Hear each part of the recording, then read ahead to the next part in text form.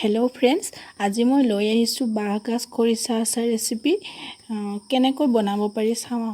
প্ৰথমে বাঁহগছখিনি ধুই লৈ বাকলি গুচাই সৰু সৰুকৈ কাটি লৈছোঁ। তাৰপিছত ঢাকনি মাৰি মই এৰাতি ৰাখি থ'লোঁ। তাৰপাছত মই বাঁহগাজখিনি গৰম পানীত দি অলপ টাইম উতলাই লৈছোঁ। মই তিয়াই থোৱা বাঁহগছখিনি অলপ ৰ'দ বা ফেনৰ তলত পানীখিনি যোৱাকৈ শুকুৱাই লৈছোঁ। এতিয়া মছলাখিনি বনাই লওঁ আহকচোন।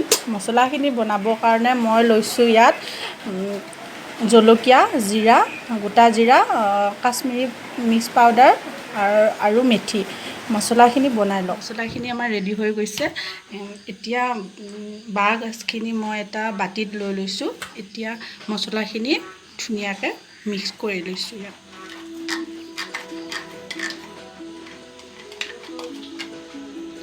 মই ইয়াত অলপ সৰিয়হ দি দিছোঁ, পিচি থোৱা সৰিয়হ অলপ দি দিছোঁ।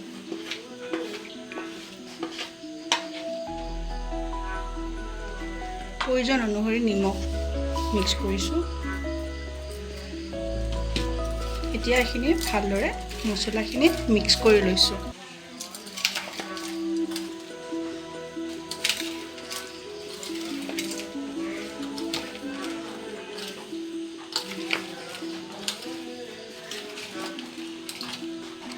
আৰু এতিয়া মই সৰিয়হ তেলখিনি অলপ গৰম কৰি লৈছোঁ। ইয়াত মই মিক্স কৰি দিছোঁ। ভালকৈ মিক্স কৰিব লাগিব। বাঁহগাজৰ আচাৰ তৈয়াৰী। যদি ভাল লাগিলে তেনেহ'লে লাইক এটা কৰিব, শ্বেয়াৰ কৰিব, লগতে চেনেলটো ছাবস্ক্ৰাইব কৰিব।